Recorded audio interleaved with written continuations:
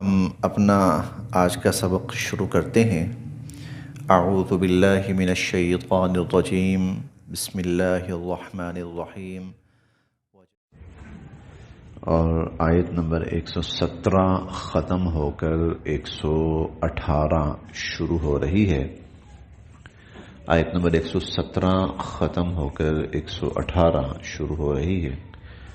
اعوذ باللہ من الشیطان الرجیم، بسم اللہ الرحمن الرحیم۔ وعلى الذين هادوا حرمنا ما قصصنا عليك من قبل وما ظلمناهم ولكن كانوا أنفسهم يظلمون۔ وعلى الذين اور ان لوگوں پر، وعلى الذين اور ان لوگوں پر، ہادو جو یہودی ہوئے، وعلى الذين اور ان لوگوں پر، ہادو جو یہودی ہوئے، حرمنا ہم نے ان پر حرام قرار دیا، ما قصصنا جو ہم بیان کر چکے ہیں، علیکا آپ پر، من قبل اس سے پہلے، ما قصصنا علیک من قبل جو ہم آپ پر اس سے پہلے بیان کر چکے ہیں، وہ ہم نے ان پر حرام قرار دیا تھا۔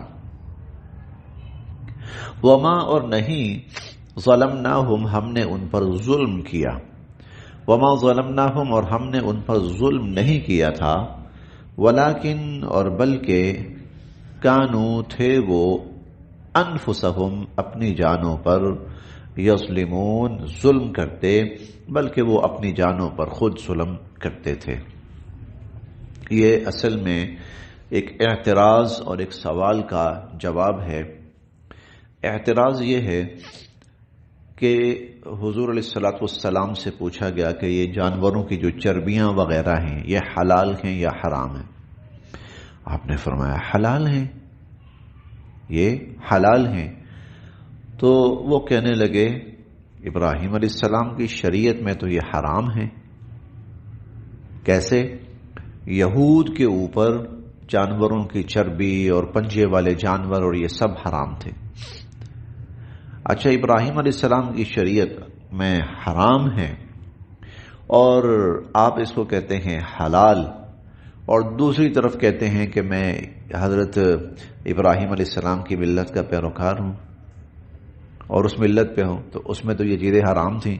تو مطلب یہ ہوا کہ حلال حرام آپ نے خود اپنی طرف سے بھی کیا ہوا ہے، جو چیزیں پہلے حرام تھیں ان کو حلال کر لیا، اور ہم جب کسی کو حرام اور حلال کہتے ہیں تو ہمیں غلط اور جھوٹ بولنے والا کہا جاتا ہے۔ تو اس کا جواب اللہ رب العزت نے یہاں پر دیا۔ جواب یہ دیا کہ یہ ابراہیم علیہ السلام کی شریعت میں نہیں تھا، قطعاً نہیں۔ یہ تو صرف اور صرف یہود کے اوپر، ان کے مخصوص زمانے میں یہود کے اوپر ان کی شرارت کی وجہ سے بطور سزا ان پر یہ چیزیں حرام قرار دی گئی تھیں۔ ابراہیم علیہ السلام کی شریعت نہیں تھی، نہ ہی اللہ کا ابدی فیصلہ ہے، نہ اللہ کا ابدی فیصلہ ہے اور نہ ہی ابراہیم علیہ السلام کی شریعت ہے۔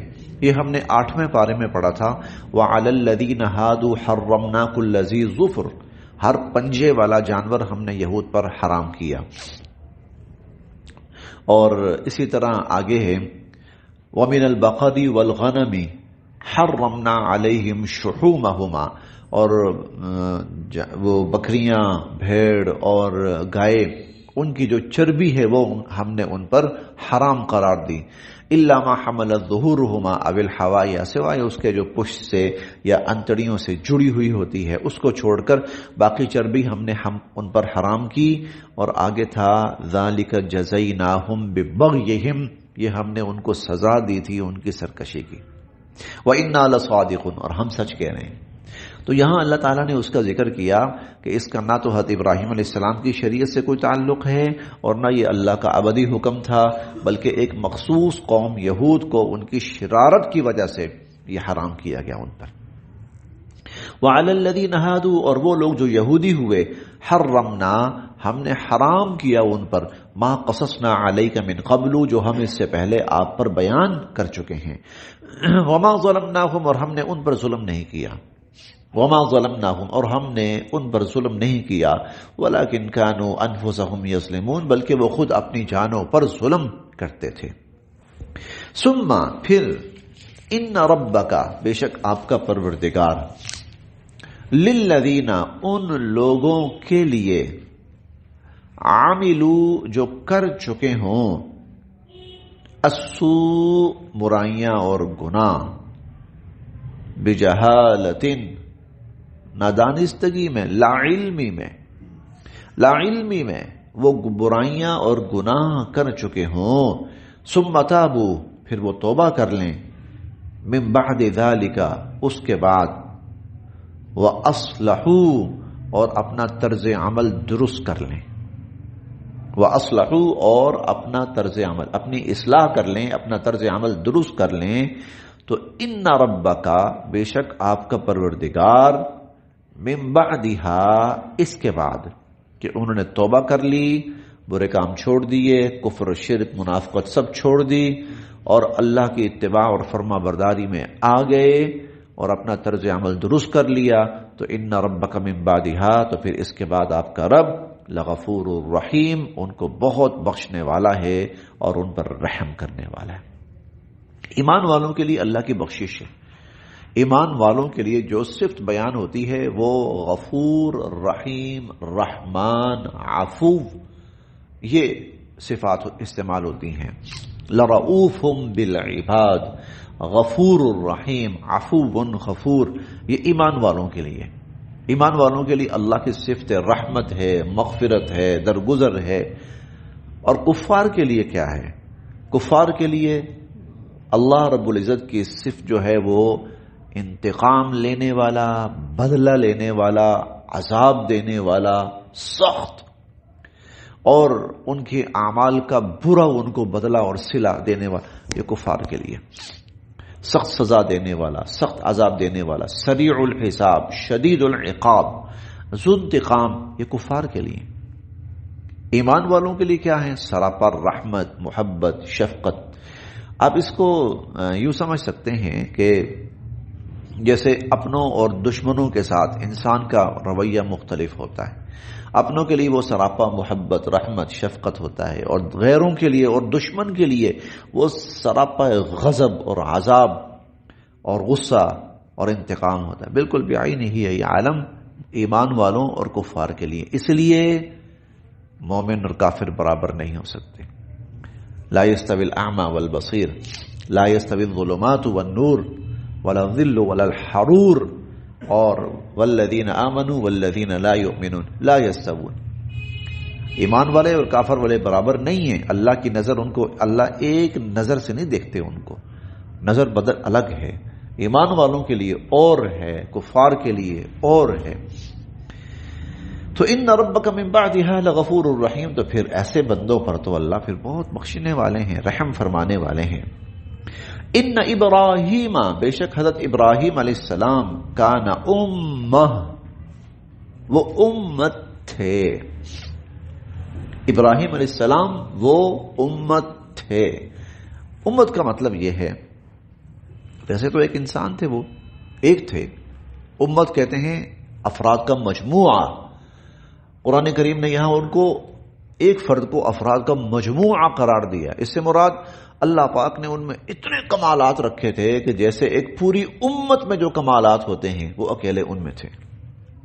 پوری امت میں جو صفات ہوتی ہیں، بہت سے لوگوں کی جماعت کے اندر جتنی صفات اور کمالات ہوتے ہیں وہ ایک انسان کے اندر تھے۔ ہماری اردو میں ایک جملہ بولا جاتا ہے، فلاں شخص اپنی ذات میں انجمن ہے۔ انجمن، امت آپ لے لیجئے، قریب قریب معنی ہے۔ انجمن کا مطلب کیا ہوتا ہے؟ بہت سارے باصلاحیت افراد کی صلاحیتیں کسی ایک فرد کے اندر جمع ہو جائیں۔ ان ابراہیم کان امہ، ابراہیم علیہ السلام وہ ایک امت تھے، قانتاً للہ، قانتاً فرما بردار تھے، للہ اللہ کے، حنیفا موحد تھے توحید پر قائم. وما کانا ولم یکو اور نہیں تھے وہ من المشرکین مشرکوں میں سے. ابراہیم علیہ السلام مشرکوں میں سے نہیں تھے. شاکرن وہ شکر گزار تھے لانعمی اللہ کی نعمتوں کے، وہ اللہ کی نعمتوں اور انعامات کے شکر گزار تھے. اجتباہ اللہ تعالیٰ نے ان کو چن لیا انسانیت کی ہدایت کے لیے، رہنمائی کے لیے. اجتباہ پیشوائی کے لیے، جیسے ہم پہلے پارے میں پڑھ کے آئے ہیں کہ ابراہیم علیہ السلام کے بارے میں آتا ہے کہ ہم آپ کو ساری انسانیت کے لیے امام بنانے والے. انی جاعلک للناس اماما، کہ آپ کو ساری انسانیت کا امام، پیشوا، مقتدا بنانے والے ہیں. تو اجتباہ اللہ نے اس منصب کے لیے، اس اعزاز کے لیے چن لیا ان کو. وہداہ اور اللہ نے ان کی رہنمائی کی الی صراط مستقیم سیدھے راستے کی طرف، اور وہ اللہ کی ہدایت کا راستہ ہے، اللہ کی توحید کا راستہ ہے. وآتیناہ اور ہم نے ان کو نوازا فی الدنیا دنیا میں بھی حسنہ بہت عمدہ اور خوب. ہم نے ان کو دنیا میں بہت عمدہ اور خوب نوازا. وَإِنَّهُ اور بے شک وہ فی الآخرۃ آخرت میں بھی لمن الصالحین اللہ کے بہت صالحین نیکوکاروں بندوں میں سے ہوں گے. یہ ان کی دعا بھی ہے وَأَلْحِقْنِي بِالصَّالِحِينَ اے اللہ دنیا آخرت میں مجھے صالحین کے ساتھ شامل فرما. تو فرمایا وَإِنَّهُ فِي الْآخِرَةِ لَمِنَ الصَّالِحِينَ حضرت ابراہیم علیہ السلام آخرت میں صالحین میں سے ہوں گے. ثم پھر اوحینا ہم نے حکم بھیجا الیکا آپ کی طرف، پھر ہم نے حکم بھیجا آپ کی طرف ان اتبع کہ آپ پیروی کیجئے ملت ابراہیم حضرت ابراہیم علیہ السلام کی ملت کی، حنیفا جو موحد تھے، جو توحید پر قائم تھے. وما کانا اور نہیں تھے وہ من المشرکین مشرکوں میں سے. قرآن کریم نے یہ الفاظ اور انداز بہت جگہ استعمال کیے. اس کی وجہ یہ تھی کہ جو مشرکین عرب تھے وہ ببانگ دہل اور فخریہ کہتے تھے ہم ابراہیم علیہ السلام کی ملت پر ہیں، ہماری ملت، ہمارا دین، ہمارا طریقہ جو ہم یہاں پر رائج ابراہیم علیہ السلام والا ہے. چنانچہ بار بار اللہ رب العزت نے فرمایا حنیفہ، ارے وہ تو توحید پر قائم تھے اور تم تو مشرک ہو. وما کان من المشرکین یہ تیسرے پارے میں بھی ہم نے پڑھا ہے، یہ اس کے بعد بھی پڑھا ہے، یہاں پر بھی ہم بار بار پڑھیں. چھٹے پارے میں بھی ہم نے پڑھا ہے. چھٹے پارے میں بھی واتخذ اللہ ابراہیم خلیلا، ابراہیم علیہ السلام کو اللہ نے اپنا دوست بنایا. وہاں پر بھی یہی تذکرہ ہے، وہ اللہ کے ساتھ شرک کرنے والے نہیں تھے. تو انتبع آپ پیروی کیجئے ملت ابراہیم حضرت ابراہیم علیہ السلام کی ملت کی، حنیفا جو توحید پر قائم تھے. وما کانا نہیں تھے وہ من المشرکین شرک کرنے والوں میں سے، حضرت ابراہیم علیہ السلام شرک کرنے والوں میں سے نہیں تھے. انما بے شک جعل مقرر کیا گیا السبت ہفتے کا دن، بے شک ہفتے کا دن مقرر کیا گیا علی الذین ان لوگوں پر اختلفوا فیہ جنہوں نے اس میں اختلاف کیا. ہفتے کا دن مقرر کیا گیا ان لوگوں پر جنہوں نے اس میں اختلاف کیا. یہ دوسرا سوال ہے. یہود مشرکین کہتے تھے کہ ملت ابراہیم کے اندر ابراہیم علیہ السلام کی شریعت میں جمعہ ہفتے کا دن تھا عبادت کے لیے، آپ نے جمعہ کا دن مقرر کیا ہے. تو آپ نے ان کے طریقے سے انحراف کیا اور کہتے یہ ہیں کہ میں ملت ابراہیمی پر ہوں. اگر ملت ابراہیمی پر ہیں تو پھر تو آپ ہفتے کا دن اپنے لیے منتخب کریں، آپ جمعہ کا دن کیوں مقرر کر رہے ہیں؟ تو اس کا جواب اللہ نے دیا کہ ہفتے کا دن ملت ابراہیمی میں نہیں تھا، ابراہیم علیہ السلام کی شریعت میں نہیں تھا، بلکہ یہ تو انہی یہود پر تھا جن کا تذکرہ ہم پڑھ رہے ہیں. انما جعل السبت علی الذین اختلفوا فیہ، جمعے کا دن مقرر کیا، ہفتے کا دن مقرر کیا گیا ان لوگوں پر جنہوں نے اس میں اختلاف کیا. اور حدیث مبارکہ میں یہ غالباً صحیح بخاری کی روایت ہے، حضرت ابو ہریرہ رضی اللہ عنہ سے عجیب سی روایت ہے، اور وہ یہ کہ اللہ رب العزت نے ان کو جمعے کا دن دیا کہ جمعے کا دن تم اپنی عبادت کے لیے مقرر کرو، لیکن انہوں نے جمعے کے بجائے ہفتے کا دن کو منتخب کیا کہ نہیں، ہم ہفتے والا دن عبادت کریں گے، ہم ہفتے والا دن اپنی عبادت کے لیے مقرر کریں گے. تو اللہ نے پھر ان کو کہا ٹھیک ہے، میں تمہارے لیے ہفتہ ہی ہے. تو انما جعل السبت علی الذین اختلفوا فی، جن لوگوں نے اختلاف کیا ہفتے کا دن ان کے لیے مقرر کیا گیا. انہوں نے اختلاف کیا، ان کو جمعے کا دن دیا گیا تھا، انہوں نے اختلاف کرتے ہوئے ہفتے کے دن کو پسند کیا. ٹھیک. وَإِنَّ رَبَّكَ، اور بے شک آپ کا پروردگار، لَيَحْكُمُ، فیصلہ کرے گا، بَيْنَهُمْ، ان کے درمیان، یوم القیامہ، قیامت کے دن. آپ کا رب قیامت کے دن ان میں فیصلہ کرے گا، فیما، اس بارے میں، کانو، تھے وہ، فیہ، جس میں، یختلفون، اختلاف کرتے، جن معاملوں میں وہ اختلاف کر رہے تھے تو آپ کا رب ان میں فیصلہ کرے گا. ادعو، آپ دعوت دیتے رہیے، الی سبیل ربک، اپنے رب کے راستے کی طرف. ادعو الی سبیل ربک، آپ اپنے رب کے راستے کی طرف دعوت دیتے رہیے، بالحکمہ، دانائی کے ساتھ، والموعظۃ الحسنہ، اور بہترین نصیحت کے ذریعے، بہترین نصیحت کے ذریعے. حکمت اور موعظہ حسنہ، بہترین نصیحت کے ذریعے. وجادلہم، اور آپ ان سے بحث بھی کیجئے تو باللتی، اس طریقے پر، ہی احسن، جو اچھا اور عمدہ ہے، اس طریقے پر بحث کیجئے. کیونکہ جب اس قسم کی آیات نازل ہوتی تھیں تو کفار کی طرف سے اعتراضات کا ایک بہت ہی نہ ختم ہونے والا سلسلہ شروع ہو جاتا تھا. ان اعتراضات میں، بحث و مباحثے میں بسا اوقات وہ لوگ بد اخلاقی پر بھی اتر آتے تھے. تو حضور علیہ الصلوۃ والسلام کو اور آپ کے ذریعے امت کو یہ بات سمجھائی جا رہی ہے، آپ نے جب بھی اللہ کے راستے کی طرف بلانا ہے، سمجھ بوجھ کے ساتھ، دانائی کے ساتھ، اچھے بھلے طریقے سے نصیحت کرتے ہوئے. بحث و مباحثہ بھی کرنا پڑے تو اس میں شائستگی کا انداز نہ چھوڑیے، شائستگی کے ساتھ، عمدگی کے ساتھ، ایسے نرم انداز میں جن میں ان کی خیر خواہی مطلوب اور مقصود ہو. اس طرح ان کو اللہ کے دین کی طرف دعوت دیتے رہیں اور بلاتے رہیں. ان ربک، بے شک آپ کا پروردگار، هو اعلم، وہ خوب جانتا ہے، آپ کا پروردگار خوب جانتا ہے، بمن، ان کو، ضل عن سبیلہ، جو سیدھے راستے سے یا اپنے رب کے راستے سے بھٹک چکے. وَهُوَ أَعْلَمُ، اور وہ خوب جانتا ہے، بِالْمُهْتَدِينَ، جو ہدایت پر ہیں. اسی لیے آپ کا رب یہ فیصلہ کرتا بھی ہے دنیا میں، بتاتا بھی ہے یہ ہدایت پر ہیں، بتاتا بھی ہے یہ گمراہ ہیں، بتاتا بھی ہے. اب ہمارے سامنے نا وہ سارے حالات نہیں ہیں جو اس وقت پیش آتے تھے اور جس پر وحی اترتی تھی، وہ سارے حالات ہمارے سامنے نہیں ہیں. ورنہ اس ماحول میں جب یہ وحی اترتی تھی نا تو ایسے لگتا تھا کہ بالکل یہ سیدھا راستہ ہے اور یہ گمراہی، یہ غلط یہ سارا ایک گروہ طبقہ غلط لوگوں کا ہے اور یہ ہدایت یافتہ لوگ ہیں.